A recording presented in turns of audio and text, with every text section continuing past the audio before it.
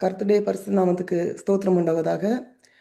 இன்றைய நாளிலும் இந்த 281வது குடும்ப தரிசன மிஷனரி கூடுகைக்கு வந்திருக்கிற உங்கள் யாவரையும் இயேசு கிறிஸ்துவின் நாமத்தினாலே வாழ்த்துகிறேன். உங்கள் அனைவருக்கும் என்னுடைய வாழ்த்துக்கள். தினத்திலும் நம்ம தியானிக்கும்படியா கர்த்தர் எனக்கு கொடுத்த வசனம் நீதிமொழிகளின் புஸ்தகம் 4ஆம் அதிகாரம் 23ஆம் வசனம். எல்லா காவலோடும் உன் இருதயத்தை காத்துக்கொள், அதனடுத்து இருந்து ஜீவ ஊற்று புறப்படும். இந்த நாளிலும் நம்ம தியானிக்கும் தன்னை வாசித்ததை நீங்கள் கேட்டீங்க. நீதிமொழிகள் 4ஆம் அதிகாரம் 23ஆம் வசனம். அது இங்கிலீஷில் ஒர்க்காக வாசிக்க. above all else guard your heart, for everything you do flows from it. எல்லா காவலோடும் உன் இருதயத்தை காத்துக்கொள் அப்படின்னு இந்த பகுதி, இந்த வசனத்தோட பகுதியை நம்ம எடுத்துக்கிட்டோம் அப்படின்னா அது வந்து ஒரு கட்டளையாக நம்மளுக்கு கொடுக்கப்பட்டிருக்கு. அதில் வந்து முடிஞ்சா காத்துக்கோ அப்படியெல்லாம் ஒரு ஆப்ஷன்லாம் நமக்கு கொடுக்கல. காத்துக்கொள், இருதயத்தை காத்துக்கொள் அப்படின்னு சொல்லிட்டு கர்த்தர் நம்மளுக்கு ஒரு கட்டளையாக ஒரு கமாண்டாக நம்மளுக்கு வந்து கொடுத்துருக்கிறாரு. ஸோ இன்றைய செய்தியின் தலைப்பு இருதயத்தை காத்துக்கொள் அப்படின்னு சொல்லிட்டு தான் நான் வந்து எடுத்திருக்கிறேன். நம்மளுடைய இருதயம் அப்படின்னு சொல்லும்போது நம்மளுடைய எண்ணம், நம்மளுடைய சிந்தனை, நம்ம ஒரு காரியம் செய்கிறதுக்கு முன்னாமே, நம்ம எந்த செயல்படுவதற்கு முன்னமே நம்மளுடைய எண்ணத்தில் சிந்தனையில் தான் நம்ம வந்து ஒரு முடிவுகளை வந்து நம்ம எடுக்கிறோம். ஒரு சாதாரண ஒரு அன்றாட வாழ்க்கையில் உள்ள காரியங்கள் நம்ம யோசிச்சு பார்த்தா கூட, இப்போ நம்ம ஊர்லலாம் வீட்டுக்கு முன்னாடி ஒரு காம்பவுண்ட் இருக்கும். அந்த காம்பவுண்ட் கேட்டுன்னு சொல்லுவோம். அப்புறம் வீட்டு கதவு இருக்கும், காம்பவுண்ட் கேட் இருக்கும். அப்போது காம்பவுண்ட் கேட் யாராவது உள்ளே வர்றவங்க திறந்துட்டு கேட்டு மூடாமல் வந்துட்டாங்கன்னு வைங்களேன். அப்போ வந்து நம்ம வந்து ஆடு வந்துடும். நம்ம ஊர்லாம் ஆடு வெளியில், ஆடு வளர்க்குறவங்க வீட்டில் தான் ஆடுகள் வெளியில் வரும். எங்கள் தெருவுலலாம் அந்த மாதிரி வரும்.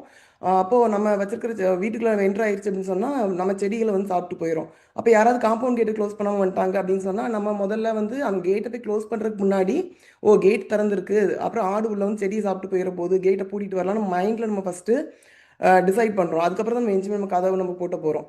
அதான் நம்ம என்ன செயல்பாடு நம்ம பண்ணுறதுக்கு முன்னமோ நம்ம எண்ணத்தில், நம்ம சிந்தனையில் தான் நம்ம முடிவுகள் எடுக்கிறோம். இப்போ நம்ம காத்துக்கொள் அப்படின்னு வந்து ஆண்டவர் சொல்கிறாரு. அப்போ காத்துக்கொள்வது அப்படிங்கும்போது ஒரு பத்திரப்படுத்துவது. எதை நம்ம பத்திரப்படுத்துவோம்? யூஸ்வலாக நம்ம உலக வழக்கப்படி ஏதோ ஒரு சேஃபாக ஒரு இதை லாக்கரில் வந்து எதை போய் வைப்போம்? ஏதோ ஒரு ப்ராப்பர்ட்டியோட பேப்பர்ஸோ அந்த சொத்து பத்திரங்களோ இல்லைனா ஒரு நகையோ பணமோ அந்த மாதிரி நம்ம வந்து ஒரு வேல்யூபிள்ஸை தான் நம்ம வந்து லாக்கரில் போய் வைப்போம். ஆனால் நம்மளுடைய கர்த்தர் நம்மளத்தில் சொல்கிறாரு, எல்லா காவலோடும் உன் இருதயத்தை காத்துக்கொள் அப்படின்னு சொல்லிட்டு. அப்போ இருதயம் வந்து ஏன் காக்கப்படணும்? ஏன் நம்மளுடைய இருதயம் காக்கப்படணும்? அது நம்ம இருதயத்தை நம்ம எப்படி காத்துக்கொள்ளலாம்? நம்ம இருதயம் வந்து காக்கப்பட்டதாக இருக்கும் பொழுது அதோட நன்மைகள், பயன்கள் என்ன அப்படின்னு சொல்லிட்டு நம்ம இன்னைக்கு பார்க்க போகிறோம். முதலாவது, நம்ம அந்த ஏன் நம்ம இருதயம் நம்ம காத்துக்கொள்ளணும் அப்படின்னு நம்ம பார்க்கறதுக்கு முன்னாடி மனுஷருடைய இருதயம் எப்படிப்பட்டதாக இருக்கிறது, வேதத்தின் அடிப்படையில் நம்மளுடைய மனுஷருடைய இருதயம் எப்படிப்பட்டதாக இருக்கிறது அப்படின்னு நம்ம பார்த்தோம் அப்படின்னா, எரேமியாவின் புஸ்தகம் 17ஆம் அதிகாரம் 9ஆம் வசனத்தில் பார்த்தோம்னா, எல்லாவற்றை பார்க்கிலும் இருதயமே திருக்குள்ளதும் மகா கேடுள்ளதுமாய் இருக்கிறது அப்படின்னு போட்டிருக்கு. நம்ம இருதயத்தை பற்றி திருக்குள்ளதும் மகா கேடுள்ளதுமாய் இருக்கிறது அப்படின்ட்டு கர்த்தர் சொல்லி வச்சிருக்கிறார். அதே போல் நம்ம இருதயத்துக்கு உள்ள காரியங்கள் வந்து என்னெல்லாம் இருக்குன்னு சொல்லிட்டு மத்தேயுடைய சுவிசேஷம் 15ஆம் அதிகாரம் 19ஆம் வசனத்தில் இப்படியாக சொல்லப்பட்டிருக்கிறது. இருதயத்திலிருந்து பொல்லாத சிந்தனைகளும், கொலை பாதகங்களும், விபச்சாரங்களும், வேசித்தனங்களும், களவுகளும், பொய் சாட்சிகளும், தூஷணங்களும் புறப்பட்டு வரும் அப்படின்னு சொல்லிட்டு. ஸோ நம்ம மனுஷனோட இருதயம் வந்து இப்படி தான் இருக்குது. ஸோ இருதயம் எப்படி இருந்தால் என்ன? இப்போ வந்து வெளியில் நம்ம ஒரு மனுஷனை பார்க்கும்போது வெளி தோற்றத்தை நம்ம வந்து பார்க்குறோம். இருதயத்துக்குள்ளே வந்து இவ்வளோ கேடா, ரொம்ப இருதயம் வந்து ரொம்ப திருக்குள்ளதா, கேடுள்ளதா இருக்குது, பொல்லாத சிந்தனைகள் இருக்குது, களவுகள், தூஷணங்கள், பொய் சாட்சிகள் இதெல்லாம் புறப்பட்டு வரக்கூடிய இடமா இருக்குது. அப்படிங்கும்போது இருந்தால் என்ன? இப்போ வந்து நம்ம வெளியில் தானே ஒரு மனுஷனை பார்க்குறோம், உள்ளே இருக்குது நம்மளுக்கு எங்கே தெரிய போகுது அப்படின்னு நம்ம நினச்சோம் அப்படின்னா, நீதிமொழிகள் 21ஆம் அதிகாரம் 2ஆம் வசனத்தில் போட்டிருக்கு, கர்த்தரோ இருதயங்களை நிறுத்து பார்க்கிறார். ஏன்னா நம்ம கர்த்தர் வந்து நம்மளுடைய இருதயத்தை பார்க்கிறவராக இருக்கிறார். அதனால அந்த இருதயம் வந்து காக்கப்படுவது ரொம்ப ரொம்ப முக்கியம். ஏன்னா நம்ம தேவன் வந்து நம்ம இருதயத்தை பார்க்கிறவராக இருக்கிறார். இப்போ வெளி தோற்றத்தை நம்ம பார்க்கும்போது நம்ம வெளித்தோற்றத்தின்படி நம்ம வந்து ஒரு யாரோ ரொம்ப ஒரு அழுக்கா, ஒரு குளிக்காம, ஒரு தலைலாம் சீவாம ரொம்ப ஒரு நாளாக ஒரு அழுக்கா நம்ம இருக்கிற ஒரு பர்சனை பார்க்கும்போது நம்ம எப்படி பார்ப்போம்? நம்மளுக்கு வந்து அது ப்ளீஸிங்காக இருக்குமா? இல்லைனா நல்லா குளிச்சு சுத்தமான உடை அணிஞ்சு நல்லா தலைவாரி இருக்கிறவங்கள பார்க்குறதுக்கு நம்மளுக்கு ப்ளீஸிங்காக இருக்குமா? அதே மாதிரி தான் கருத்து இருக்கும். நம்ம இருதயம் வந்து இந்த மாதிரி ஒரு கேடுள்ளதாக இருக்கும்போது அது கர்த்தருக்கு முன்னாடி இருக்குது. ஸோ நம்ம வந்து நம்ம ஆண்டவர் வந்து நம்மளோட வெளி தோற்றத்தை விட நம்மளுடைய இருதயத்துக்கு அதிக முக்கியத்துவம் கொடுக்கிறவராக இருக்கிறாரு. மத்திய 23ஆம் அதிகாரம் 27ஆம் வசனத்துல ஆம், மாயக்காரராகிய வேத பாரகர் பரிசேயரை பார்த்து கர்த்தர் வந்து ஒரு வார்த்தை சொல்றாரு, வெள்ளையடிக்கப்பட்ட கல்லறையை போல இருக்கிறீங்க அப்படின்னு சொல்லிட்டு. ஏன்னா வெளியில அலங்காரமா கல்லறைகள் வந்து வெளியில அலங்காரமாகவும் உள்ள வந்து அது எல்லா நாற்றம் செத்துப்போன எலும்புகள் எல்லாம் இருக்கிற அந்த ஒரு இடமாவும் இருக்கிறது போல நம்ம வந்து இருந்துடக்கூடாதுன்னு சொல்லிட்டு வெள்ளையடிக்கப்பட்ட கல்லறை போல நம்ம வந்து இருந்துடக்கூடாதுன்னு கர்த்தர் ஒரு வார்த்தையை நமக்கு வந்து சொல்லி வச்சிருக்கிறாங்க. அதே போல கர்த்தருடைய பார்வைக்கு மறைவானது ஒன்றுமே இல்லை. சாமுவேல் 16ஆம் அதிகாரத்துல இருக்கிற சம்பவம் நம்ம எல்லாருக்கும் வந்து தெரியும். சாமுவேல் தீர்க்கதரிசிய கர்த்தர் வந்து பெத்லேயேமியனாகி ஈசாயினுடைய வீட்டுக்கு வந்து அனுப்புறாரு. எதுக்கு? இப்போ சவுல் ராஜாவா இருக்கிறார். சவுல ராஜாவா இருக்கிற பொசிஷன் தள்ளிட்டு கர்த்தர் வந்து ஒரு ராஜாவை ஏற்படுத்தணும் அப்படின்னு சொல்லிட்டு முடிவு பண்ணிட்டாங்க. ஆனா சாமுவேல் தீர்க்கதரிசி கிட்ட எந்த யாரை வந்து அப்பாயிண்ட் பண்ண போறாரு ராஜாவாக அப்படின்னு சொல்லிட்டு பேரை சொல்லலை. அந்த ஈசாய் வீட்டுக்கு நான் அவனை அனுப்புவேன், அவனோட குமாரர்ல ஒருத்தரை நான் வந்து ராஜாவாக தெரிந்து கொண்டேன் அப்படின்னு சொல்லிட்டு அனுப்புறாங்க. சாமுவேல் தீர்க்கதரிசிக்கு வந்து ஓகே, இந்த வீட்டுல இருந்து ஒருத்தங்களை ஆண்டு ராஜாவை ஏற்படுத்திட்டாரு அப்படின்னு கன்ஃபார்மா தெரியும், பட் யாருன்னு தெரியாது பேர் சொல்லாததுனால. ஸோ அங்க நம்ம சாமுவேல் தீர்க்கதரிசி வந்து போயிட்டு எலியாபை பார்த்த உடனே கர்த்தரால் அபிஷேகம் பண்ணப்படுபவன் இவனாதான் இருக்கும்ட்டு அவரே சொல்லிக்கிறார் மனசுக்குள்ள. ஏன் எப்படி சொல்றாரு? அவங்களுடைய தோற்றத்தை பார்க்க இதுக்கு முன்னாடி சவுல் ராஜா நல்ல உயரமான, எல்லாரோடையும் உயரமா அப்படி ஒரு திடாகாத்தரமான ஒரு மனுஷனா இருந்தாரு நம்ம பார்க்குறோம். ஸோ அதே மாதிரி இவரையும் எலியாபும் நல்ல ஒரு திடாகாத்தரமா ஒரு நல்ல ஒரு ரூபம் இல்லாம இருக்கிறவரா இருந்தவொடனே இவராவே வந்துட்டு முடிவு பண்ணிடுறாரு, இவர் தான் ராஜாவா இருக்கும் அப்படின்னு சொல்லிட்டு. அப்போ கர்த்தர் வந்து ஒரு வார்த்தை சொல்றாரு. 1 சாமுவேல் 16ஆம் அதிகாரம் 7ஆம் வசனத்துல கர்த்தர் சொல்றாரு, நீ இவனுடைய முகத்தையும் இவனுடைய சரீர வளர்ச்சியும் பார்க்க வேண்டாம், நான் இவனை புறக்கணித்தேன். மனுஷன் பார்க்கிறபடி நான் பாரேன், மனுஷன் முகத்தை பார்ப்பான், கர்த்தரோ இருதயத்தை பார்க்கிறார் அப்படின்னு சொல்றாரு. அப்போ கண்டிப்பா அந்த சாமுவேல் தீர்க்கதரிசி வந்து அவருடைய உருவத்தை பார்த்து அவர் ஒரு நல்ல வாட்டசாட்டமா இருக்கிறாரு அப்படின்னு சொல்லிட்டு பார்த்து ஒரு முடிவுக்கு வராரு. ஆனா கர்த்தர் சொல்றாரு, நான் கர்த்தர் வந்து இருதயத்தை பார்க்கிறார் அப்படின்னு சொல்றாரு. கர்த்தர் வந்து மனுஷன் பார்க்கிற விதமா பார்க்கறது கிடையாது. அதே போல 1 புஸ்தகம் 28ஆம் அதிகாரம் 9ஆம் வசனத்தில் கூட நம்ம பார்த்தோம் அப்படின்னு சொன்னா, கர்த்தர் எல்லா இருதயங்களையும் ஆராய்ந்து நினைவுகளின் தோற்றங்களை எல்லாம் அறிகிறார் அப்படின்னு சொல்லிட்டு போட்டிருக்கு. ஸோ கர்த்தர் வந்து நம்ம இருதயம் எப்படிப்பட்டதா இருக்குன்னு ஆராய்ந்து அறிகிற தேவனா இருக்கிறாரு. சங்கீதம் 139 பார்த்தோம்னா 2ஆம் வசனத்துல என் நினைவுகளை தூரத்திலிருந்து அறிகிறீர். 4வது வசனத்துல என் நாவில் சொல் பிறவாததற்கு முன்னே இதோ கர்த்தாவே அதை எல்லாம் நீர் அறிந்திருக்கிறீர்னு தாவீது ராஜா எழுதி வச்சிருக்கிறாரு. அதனாலதான் தாவீதோட பிரேயர் வந்து எப்படி இருந்துச்சு அப்படின்னு சொன்னா 23ஆம் வசனத்துல 139ஆம் சங்கீதம் 23வது வசனத்துல, தேவனே என்னை ஆராய்ந்து என் இருதயத்தை அறிந்து கொள்ளும், என்னை சோதித்து என் சிந்தனைகளை அறிந்து கொள்ளும் அப்படின்னு சொல்லிட்டு தாவீதும் ஜெபிக்கிறவரா இருக்கிறாரு. இதுக்கு இன்னொரு எக்ஸாம்பிள் கூட வேதத்திலிருந்தே சொல்லணும் அப்படின்னு சொன்னா, மத்தேயு 9ஆம் அதிகாரத்துல அந்த திமிர்வாதக்காரனை இயேசு கிறிஸ்து வந்து சுகப்படுத்தும்படியா அவரிடத்துல கொண்டு வராங்க. படுக்கையோடு ஒரு திமிர்வாதக்காரனை கொண்டு வரும்போது திமிர்வாதக்காரனை நோக்கி கர்த்தர் இயேசு கிறிஸ்து சொல்றாரு, மகனை திடன்கொள், உன் பாவங்கள் உனக்கு மன்னிக்கப்பட்டது அப்படின்னு சொல்றாரு. அப்போ அந்த வேத பாரகர்ல சிலர் வந்து அவங்க அந்த வசனம் இப்படியாக இருக்கிறத வாசிக்கிறேன். மத்தேயு எழுதின சுவிசேஷம் 9ஆம் அதிகாரம் 3ஆம் வசனத்தில் இப்படியாக சொல்லப்பட்டிருக்கிறது, அந்த வேத பாரகர்கள் சிலர் தங்கள் உள்ளத்தில் சொல்லிக் கொண்டா இவன் தேவ தூஷணம் சொல்லுகிறான் என்று தங்கள் உள்ளத்தில் சொல்லிக் கொண்டார்கள் தான் எழுதப்பட்டிருக்கு. அப்போ 4வது வசனத்துல உடனே போட்டிருக்கு, இயேசு அவர்கள் நினைவுகளை அறிந்து நீங்கள் உங்கள் இருதயங்களில் பொல்லாதவைகளை சிந்திக்கிறது என்ன. அவங்க வாயில கூட சொல்லல, உள்ளத்துலதான் சொல்லி கொண்டாங்க. கர்த்தர் அந்த நினைவுகளை அறிந்து அவங்க என்ன நினைக்கிறாங்கிறத அப்படியே சொல்றாரு. அதை தான் இந்த வசனத்துல சங்கீதம் 139 4ஆம் வசனத்தில் நம்ம பார்க்கிறோம், என் நாவில் சொல் பிறவாததற்கு முன்னே இதோ கர்த்தாவே அதை எல்லாம் நீர் அறிந்திருக்கிறீர். ஸோ ஒரு சர்வ வல்லமையுள்ள தேவன் நம்ம இருதயத்துல நினைக்கிற காரியங்களை அறிந்திருக்கிற தேவன். அதனால தான் நம்ம இருதயத்தை காத்துக்கொள்றது வந்து ரொம்ப ரொம்ப இம்பார்ட்டண்ட். ஏன் நாம் இருதயத்தை காத்துக்கொள்ள வேண்டும் அப்படின்னு சொன்னா, நம்முடைய சிந்தனையிலும் பரிசுத்தத்தை விரும்புகிற பரிசுத்த தேவனை நம்ம ஆராதிக்கிறோம். அதனால நம்மளுடைய இருதயத்தை காத்துக்கொள்வது வந்து ரொம்ப ரொம்ப முக்கியம்.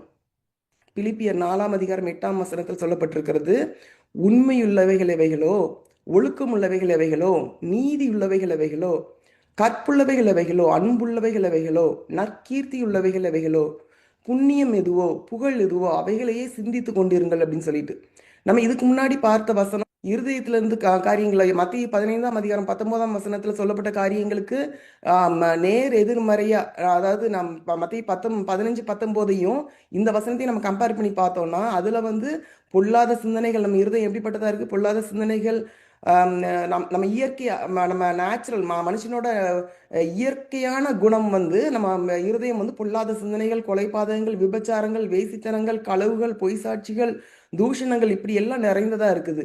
ஆனா கர்த்தர் வந்து நம்மகிட்ட என்ன எதிர்பார்க்கிறார் அப்படின்னு சொன்னா அந்த பிலிப்பியர் 4ல் சொல்லப்பட்டிருக்கிறது, உண்மை உள்ளவைகள், ஒழுக்கம் உள்ளவைகள், நீதி உள்ளவைகள், கற்புள்ளவைகள், அன்புள்ளவைகள், இதை தான் நம்ம வந்து சிந்தித்து கொண்டு இருக்கணும் அப்படின்னு சொல்லிட்டு கர்த்தர் நம்மகிட்ட எதிர்பார்க்கிறாரு. அதே மாதிரி நம்ம இருதயத்தின் நிறைவினால தான் நம்ம வாய் பேசும். நம்ம சிந்தனைகள் எப்படி இருக்கோ அது மாதிரி தான் நம்ம நடக்கையும் இருக்கும். அதனால 1 பேதுரு 1ஆம் அதிகாரம் 14-15 வசனங்கள்ல பார்க்கும்போது அந்த லேட்டர் பார்ட் நம்ம பார்த்தோம் அப்படின்னு சொன்னா, உங்களை அழைத்தவர் பரிசுத்தராய் இருக்கிறது போல நீங்களும் உங்கள் நடக்கைகள் எல்லாவற்றிலும் பரிசுத்தராய் இருங்கள். முதலாவது நம்ம சிந்தனையில் ஒரு பரிசுத்தம் இருந்தாதான் நம்மளுடைய நடக்கைகள் பரிசுத்தமா உள்ளதா மாறும். அடுத்ததாக நாம் எப்படி இருதயத்தை காத்துக்கொள்ள வேண்டும் அப்படின்னு சொல்லிட்டு நம்ம பார்க்க போறோம். எப்படி நம்முடைய இருதயத்தை காத்துக்கொள்ள வேண்டும் சொன்னா, முதலாவது தேவனுடைய வார்த்தையினால தான் நம்ம காத்துக்கொள்ள முடியும். சங்கீதங்களின் புஸ்தகம் 119ஆம் அதிகாரம் 11ஆம் வசனத்துல நம்ம பார்க்கிறோம், நான் உமக்கு விரோதமாய் பாவம் செய்யாத படிக்கு உமது வாக்கை என் இருதயத்திலே வைத்து வைத்தேன் அப்படின்னு சொல்லிட்டு தாவீது எழுதி வச்சிருக்கிறத நம்ம பார்க்கிறோம்.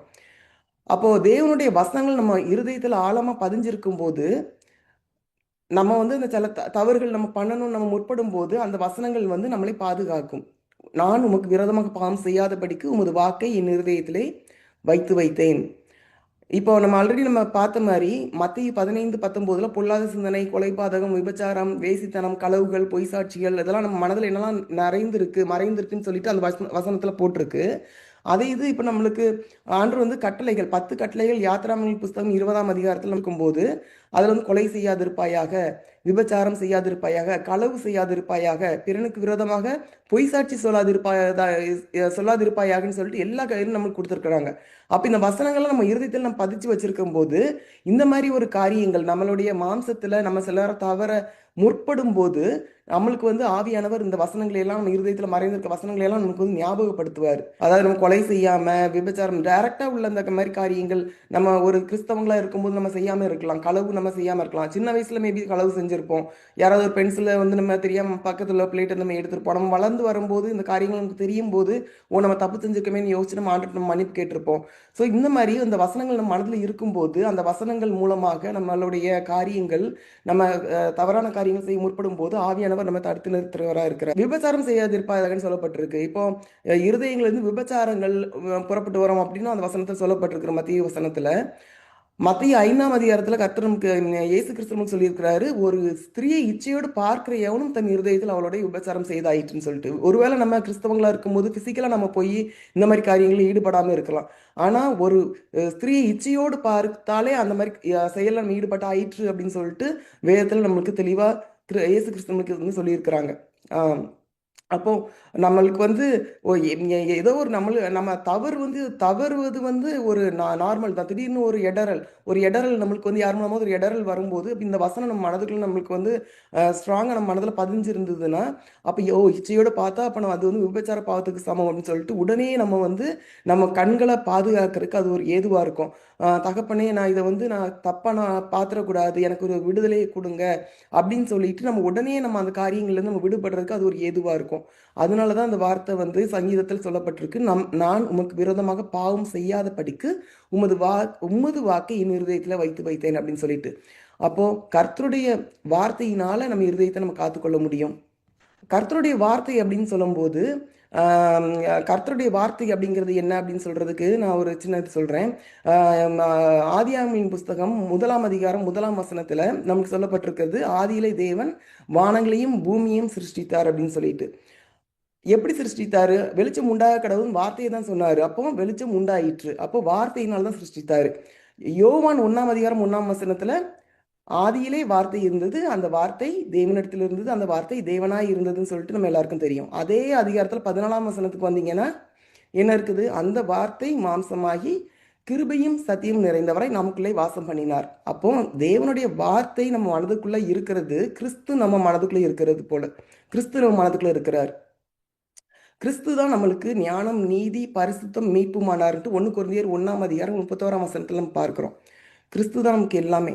அப்ப கிறிஸ்து நம்ம இருதயத்துக்குள்ள இருக்கும்போது தான் நம்ம இருதயம் காக்கப்பட முடியும். ஸோ முதல் பாயிண்ட்டு, நம்ம எப்படி நம்ம இருதயத்தை காத்துக்கொள்ள வேண்டும், நாம் எப்படி நம்ம இருதயத்தை காத்துக்கொள்ள வேண்டும் பார்க்கும்போது கர்த்தருடைய வசனத்தினால கிறிஸ்து நம்ம மனதுக்குள்ளே இருக்கும்போது நம்ம காத்துக்கொள்ள முடியும். அடுத்தது ஜெபத்தினால நம்ம வந்து காத்துக்கொள்ளணும். ஜெபத்தினால காத்துக்கொள்ளணும். பிலிப்பியர் 4ஆம் அதிகாரம் வசனங்கள் 6, 7 பார்க்கும்போது, நீங்கள் ஒன்றுக்கும் கவலைப்படாமல் எல்லாவற்றையும் குறித்து உங்கள் விண்ணப்பங்களை ஸ்தோத்திரத்தோட கூடிய ஜெபத்தினாலும் வேண்டுதலினாலும் தேவனுக்கு தெரியப்படுத்துங்கள். அப்பொழுது எல்லா புத்திக்கும் மேலான தேவ சமாதானம் உங்கள் இருதயங்களையும் உங்கள் சிந்தனைகளையும் கிறிஸ்து இயேசுக்களாக காத்துக்கொள்ளும். அப்போது நம்ம வந்து எல்லா காரியத்தையும் குறித்து நம்ம தேவனிடத்தில் நம்ம வந்து ஒரு ப்ரேயர்ஸ் அண்ட் பெட்டிஷன்ஸ் நம்ம வைக்கும்போது நம்ம இருதயங்கள் சிந்தனைகள் எல்லாம் வந்து காத்துக்கொள்ளப்படும் போட்டிருக்கு. தேவ சமாதானம் உங்கள் இருதயங்களையும் உங்கள் சிந்தனைகளும் கிறிஸ்து இயேசுக்களாக காத்துக்கொள்ளும். அப்போ நம்ம இருதயம் வந்து காக்கப்படும். அதை நம்ம கொஞ்சம் நம்ம விவரித்து பார்ப்போம் அப்படின்னு சொன்னால், இப்போ எதனால் நமக்கு ஒரு சமாதான குறைவு வரும்? ஒரு பயம் இருக்கும்போது நமக்கு ஒரு சமாதான குறைவு வரும். அப்போ எந்த விதமான காரியத்தையும் குறித்து நம்ம வந்து கவலைப்படாமல் நம்ம வந்து இருக்கணும் அப்படின்னு சொன்னால், அந்த காரியங்கள் எல்லாவற்றையும் நம்ம வந்து கர்த்தரிடத்துல தெரியப்படுத்திடணும். தெரியப்படுத்துங்கள்னு கர்த்தர் சொல்லியிருக்கிறாரு. கர்த்தருக்கு தெரியாது எதுவும் கிடையாது. கர்த்தர் அனுமதிக்காமல் நம்மளுக்கு எதுவும் வரதும் கிடையாது. ஆனால் அதையும் மீறி கர்த்தர் வந்து நம்மளுடைய பரம தகப்பனா இருக்கிறார். அவருடைய பரம தகப்பன் வந்து அவருடைய பிள்ளைகள் வாயினால தகப்பன்கிட்ட வந்து சொல்லணும் அப்படின்னு சொல்லிட்டு அவர் வந்து எதிர்பார்க்கிறாரு, ஆசைப்படுறாரு. அதனால தான் இந்த வசனத்தில் நம்மளுக்கு அப்படி சொல்லப்பட்டிருக்கிறது, தேவனுக்கு தெரியப்படுத்துங்கள் அப்படின்னு சொல்லிட்டு. அப்படி தெரியப்படுத்தும் பொழுது நம்முடைய இருதயம் வந்து காத்துக்கொள்ளப்படும், கிறிஸ்துவுக்குள்ளாக காத்துக்கொள்ளப்படும். இப்படி நம்ம இருதயத்தை நம்ம காத்து கொள்றதுனால அதனுடைய பயன்கள் என்ன? அப்படி நம்ம காத்துக்கொள்றதுனால நமக்கு என்ன பயன் அப்படின்னு சொன்னால், நம்ம ஒரு புதிதான ஆவி பெற்று புதிதான மனிதனாக மாறக்கூடிய ஒரு அனுபவம். நம்ம இருதயம் காத்துக்கொள்ளப்படும் போது, பரிசுத்தமாக அது காத்துக்கொள்ளப்படும் போது நம்ம ஒரு புதிதான ஆவியை பெற்று புதிதான மனிதனாக மாறுகிற அனுபவம் நம்மளுக்கு கிடைக்கிறது. எபேசியருக்கு எழுதின நிருபம் 4ஆம் அதிகாரத்தில் 21ஆம் வசனத்திலிருந்து 24ஆம் வசனங்கள் வரை நம்ம பார்க்கும்போது, 21ஆம் வசனம், இயேசுவின் இடத்திலுள்ள சத்தியத்தின்படியே நீங்கள் அவரிடத்தில் கேட்டறிந்து அவரால் போதிக்கப்பட்டீர்களே, அந்தபடி முந்தின நடக்கைக்குரிய மோசம் போக்கும் இச்சைகளாலே கெட்டுப்போகிற பழைய மனுஷனை நீங்கள் களைந்து போட்டு, முந்தின நடக்கைக்குரிய மோசம் போக்குகிற இச்சைகள் அப்படின்னு சொல்லும்போது நம்ம மேத்யூ 15:9 நம்ம வாசிச்சது போல அங்கே ஒரு பெரிய லிஸ்ட் கொடுத்துருக்குல்ல, அந்த லிஸ்ட் படி அந்த மோசம் போக்கும் இச்சைகளினாலே கெட்டு போகிற பழைய மனுஷனா நம்ம ஒருத்தரும் இருந்தோம். இப்போ நம்ம வந்து கர்த்தரிடத்துல நம்ம சேரும்போது கர்த்தருடைய போதனைப்படி நம்ம இருதயத்தை நம்ம காத்து கொள்ளும் பொழுது 23ஆம் வசனத்துல உங்கள் உள்ளத்திலே புதிதான ஆவி உள்ளவர்களாகி, அடுத்த வசனம், மெய்யான நீதியிலும் பரிசுத்தத்திலும் தேவனுடைய சாயலாக சிருஷ்டிக்கப்பட்ட புதிய மனுஷனை தரித்து கொள்ளுங்கள் அப்படின்னு சொல்லிட்டு. அப்போ புதிதான ஆவி புதிய மனுஷனாக மாறுகிற அனுபவம் நம்மளுக்கு கிடைக்குது. இப்போ அந்த நான் சொன்ன வசனத்தை மறுபடியும் நான் சொல்கிறேன். ப்ராவர்ப்ஸ் 4:23 நம்ம தியானிச்சுட்டு இருக்கிறோம். எல்லா காவலோடும் உன் இருதயத்தை காத்துக்கொள், அதனிடத்திலிருந்து ஜீவ ஊற்று புறப்படும் அப்படின்னு சொல்லிட்டு. நான் முதலே சொன்னேன், மொத பகுதி கமாண்ட், எல்லா காவலோடும் உன் இருதயத்தை காத்துக்கொள், ஒரு கட்டளை. அந்த கட்டளையை நம்ம பண்ணும்போது லேட்டர் பார்ட் தானாக நடக்கும். அதனிடத்திலிருந்து ஜீவ ஊற்று புறப்படும் அப்படின்னு சொல்லிட்டு. அந்த இங்கிலீஷில் நான் எதுக்கு வாசிச்சேன்னு சொன்னாலும், அந்த தமிழில் அதன் இடத்துல இந்த ஜீவ ஊற்று புறப்படும் அப்படின்னு சொல்கிறத விட எனக்கு இங்கிலீஷில் கொஞ்சம் நல்லா அது புரிகிற மாதிரி இருந்துச்சு. அந்த இங்கிலீஷில் அந்த செகண்ட் பார்ட் வந்து, for everything you do flows from it அப்படின்னு சொல்லியிருக்கு. நம்ம பண்ணுற எல்லா காரியங்களும் இங்கேருந்து தான் புறப்பட்டு வருது, இருதயத்திலிருந்து தான் புறப்பட்டு வருது. எல்லா ஆக்ஷன்ஸ், நம்ம செய்கிற செயல்கள், நம்ம வாயின் வார்த்தைகள் எல்லாம் வந்து இருதயத்திலிருந்து தான் புறப்பட்டு வருது. எப்போ இயேசு கிறிஸ்து இருதயத்துக்கு உள்ளே இருக்கிறாரோ அப்போ நம்மளுடைய ஆக்ஷன்ஸ், நம்மளுடைய செயல்பாடு, நம்மளுடைய வார்த்தைகள் எல்லாம் வந்து இயேசுவை போலவே வரும். அதுக்கு நம்ம இயேசு வந்து எப்படி இருந்தார் அப்படின்ட்டு பார்க்க போனோம். கிறிஸ்து வந்து இந்த உலகத்தில் வாழ்ந்த காலத்தில், இந்த உலகத்தில் மனிதனாக இருந்த காலத்தில் எப்படியெல்லாம் இருந்தாருன்னா, அப்போஸ்தலர் நடபடிகள் 10ஆம் அதிகாரம் 38வது வசனத்தில் நம்ம பார்க்கிறோம். நசரேனாகி இயேசுவை தேவன் பரிசுத்த ஆவியினாலும் வல்லமையினாலும் அபிஷேகம் பண்ணினார். தேவன் அவருடனே கூட இருந்தபடியினாலே அவர் நன்மை செய்கிறவராயும் பிசாசின் வல்லமையில் அகப்பட்ட யாவரையும் குணமாக்குகிறவராயும் சுற்றி திரிந்தார். ஸோ நன்மை செய்கிறவரா சுற்றி திரிந்தார். அதே இது மத்தேயு 9ஆம் அதிகாரம் 36ஆம் வசனத்தில் பார்க்கும்போது இன்னொரு குணாதிசயம் கொடுக்கப்பட்டிருக்குது, மனதுருக்கம். அந்த வசனத்தையும் நான் வாசிக்கிறேன். அவர் திரளான ஜனங்களை கண்ட பொழுது அவர்கள் மேய்ப்பனில்லாத ஆடுகளைப் போல தொய்ந்து போனவர்களும் சிதறடிக்கப்பட்டவர்களுமாய் இருந்தபடியால் அவர்கள் மேல் மனதுருகி. அப்போ மனதுருக்கம். அப்போ நம்மளோட இருதயம் ஒரு மாற்றப்பட்ட இருதயமாக கிறிஸ்து நமக்குள்ள வாசம் பண்ணுகிற இருதயமாக இருக்கும்போது நம்முடைய செயல்பாடுகள் எப்படி இருக்குமா, நம்ம கிறிஸ்துவ போல நம்மளும் நன்மை செய்கிறவங்களா சுற்றி திரிய ஆரம்பிப்போம். ஒரு மனதுருக்கம் நிறைந்தவர்களா நம்ம இருக்க ஆரம்பிப்போம். மனதுருக்கம் எப்போ வரும்? ஒரு கிறிஸ்துவ அறியாத ஒரு சகோதரனையோ சகோதரியை பார்க்கும்போது, இல்லைன்னா ஒரு கிறிஸ்துவை விட்டு பேக் ஸ்லைட் ஆகி போகிற சகோதரனையோ சகோதரியை பார்க்கும்பொழுது. லூக்கா 15ஆம் அதிகாரத்துல போட்டிருக்கு 4ஆம் வசனத்துல, ஒரு ஆட்டை தேடி போன ஒரு ஒரு ஒரு ஒரு மனுஷனை வந்து கிறிஸ்துவன்னு கம்பேர் பண்றாரு. ஒரு மனுஷனை ஒருத்தனுக்கு 100 ஆடு இருந்தாலும் 91 ஆடு பத்திரமா இருந்தா கூட ஒரு ஆடு தொலைஞ்சு போனா ஒரு ஆடை போய் தேடி கண்டுபிடிக்காம இருப்பானான்னு கேட்கிறாரு. அதே போல நம்ம மந்தையில் ஆல்ரெடி இருந்த ஜனங்களா இருந்து ஒருவேளை கிறிஸ்துவ விட்டு பின்வாங்கி போகிற மக்களை கண்டாலும் நமக்கு மனதுருக்கம் வரணும். கிறிஸ்துவ பத்தி அறியாதவங்களை பார்த்தாலும் நமக்கு மனதுருக்கம் வரணும். அப்படிப்பட்ட மனதுருக்கம் கிறிஸ்துவ போல் நமக்கு வந்தாதான் அவங்க மேல அந்த ஆத்ம பாரம் நமக்கு வரும். அவங்களுக்காக நம்ம வந்து தேவனிடத்துல அந்த ஆத்மாக்காக நம்ம பரிந்து பேசுகிறவர்களாக நம்ம வந்து மாறுவோம். அப்போ நம்மளுடைய இருதயம் மாற்றப்பட்ட இருதயமா இருந்து கிறிஸ்து நமக்குள்ள இருக்கும் பொழுது நம்மளுடைய செயல்கள் நன்மை செய்கிறவங்களாகவும் மனதுருக்கம் நிறைந்தவங்களாகவும் நம்மளை வந்து மாற்றி போடும். கடைசியா நான் ஒரு காரியத்தை சொல்லி நான் முடிக்க விரும்புகிறேன். இதை நான் எதுக்காக நான் சொல்கிறேன் அப்படின்னு சொன்னால், இங்கே நம்ம அநேகர் வந்து நம்ம ஊழிய பாதையில் இருக்கிறவங்க இருக்கிறோம். இந்த ஜூம் காலில் இணைந்திருக்கிறவங்களே நம்ம அநேகர் வந்து ஊழியம் செய்கிறவங்களா இருக்கிறோம். இனி இந்த மெசேஜை பார்க்க போகிறவங்களும் வந்து அநேகர் வந்து ஊழிய பாதையில் இருக்கிறவங்களாவும் இருப்பாங்க. ஏதோ ஒன்று ஊழியனா ஒரு பெரிய ஒரு வெல் நோன் ப்ரீச்சராக ஒரு பைபிளை தூக்கிட்டு போய் கண்ட்ரியாக போய் ப்ரீச் பண்ணுறது மட்டும் இல்லை. நம்ம இருக்கப்பட்ட இடங்களில் நம்ம எல்லாருமே வந்து ஒரு ஊழியர்கள் தான், மிஷினரிஸ் போல தான் நம்மளுடைய வாழ்க்கை. ஒரு தெய்வனுடைய பிள்ளையுடைய வாழ்க்கை வந்து அப்படிப்பட்டதாக தான் இருக்கணும். அப்படி நம்மளை உற்சாகப்படுத்துவதற்கு, நம்ம சோர்ந்து போகாமல் நன்மை செய்வதற்கு நான் ஒரே ஒரு சம்பவத்தை கூறி முடிக்கலாம் அப்படின்னு நான் இருக்கிறேன். யோவான் எழுதின சுவிசேஷம் 4ஆம் அதிகாரத்தில் நம்ம பார்க்கும்போது அதில் வந்து இயேசு கிறிஸ்து வந்து ஒரு சமாரிய பெண்ணை ஒரு கிணற்றண்டையில் உட்காந்து பேசுகிற காரியங்களை நம்ம வந்து வாசிச்சிருக்கோம். அந்த அந்த சம்பவம் நம்ம எல்லாருக்கும் நல்லா தெரியும். அதில் வந்து அது யாக்கோபுடைய கிணறு அப்படின்னு சொல்லிட்டு மென்ஷன் பண்ணப்பட்டிருக்கு, சொல்லப்பட்டிருக்கு. யாக்கோபுடைய கிணறு அப்படின்னு சொல்லிட்டு சொல்லப்பட்டிருக்கு. சமாரியா ஸ்திரியும் இயேசுவும் பேசிக்கொள்கிற அந்த உரையாடல் வந்து ஒரு கிணற்றின் பக்கத்தில் நடக்குது. அந்த கிணறு யாக்கோபுடைய கிணறு. அந்த யாக்கோபுடைய கிணறை பற்றி நீங்கள் வாசித்து பார்க்கணுன்னு சொன்னால் வீட்டில் நீங்கள் வாசித்து பாருங்கள் பொறுமையாக இருக்கும்போது. ஆதியாகமம் புஸ்தகம் 26ஆம் அதிகாரத்தில் அது மென்ஷன் பண்ணப்பட்டிருக்கும். அதில் குறிப்பாக 18வது வசனத்துலேருந்து 26ஆம் வசனம் வரைக்கும் நம்ம பார்க்கும் பொழுது அந்த கிணறு இங்கே யாக்கோபுடைய கிணறுன்னு மென்ஷன் பண்ணப்பட்டிருந்தாலும் அந்த கிணறை வந்து தோண்டினது யார் அப்படின்னு சொன்னால் முதலாவது ஆபிரகாம் அந்த கிணறை வந்து ஆபிரகாம் வெட்டின கிணற அவருடைய மகன் ஈசாக்கு மறுபடியுமாக அதை வந்து தோண்டும் பொழுது பெலிஸ்தியர் வந்து அந்த கிணறு தூர்த்து போட்டாங்க அப்படின்ட்டு இருக்கும். அந்த சீக்வன்ஸை நீங்கள் வாசித்து பார்த்தீங்கன்னா நான் சொன்ன வசனங்களை ஆதியாகமம் புஸ்தகம் 26ஆம் அதிகாரம் 18லேருந்து 26 வரைக்கும் பொறுமையாக வாசித்து பாருங்கள். அதில் ஒரு சீக்வன்ஸாக சொல்லப்பட்டிருக்கும். முதல்ல வந்து தூர்த்து போட்டாங்கன்ட்டு இருக்கும். அப்புறம் வந்து அந்த கிணத்தை குறித்து சண்டை போடுவாங்க. அதுக்கப்புறம் வந்து வாக்குவாதம் பண்ணுவாங்க, இது எங்களுடைய தண்ணி அப்படி இப்படின்னு சொல்லிட்டு. ஆனால் எந்த காரியத்திலையும் அந்த ஈசாக்கு வந்து சோர்ந்து போனதாகவே நமக்கு தெரியலை. ஏன்னா அவர் வந்து அந்த சண்டை போட்டவங்க கூட நின்று திருப்பி சண்டை போட்டு டைம் வேஸ்ட் பண்ணவும் இல்லை. அவங்க தூத்து போடும்போது ஏன்டா தூத்து போடுறீங்க, இது எங்கள் அப்பாவோட கிணறு தானே. அதாவது அவருக்கு எல்லா அதிகாரமும் உண்டு. அது அவங்களோட சொந்த கிணறு. அவங்க மறுபடியும் லேபர்லாம் போட்டு அந்த கிணறை வந்து திருப்பி மறுபடியும் வெட்டுறாங்க, டைம் ஸ்பெண்ட் பண்ணுறாங்க, எஃபர்ட் போடுறாங்க, கிணறை மறுபடியும் வெட்டுறாங்க.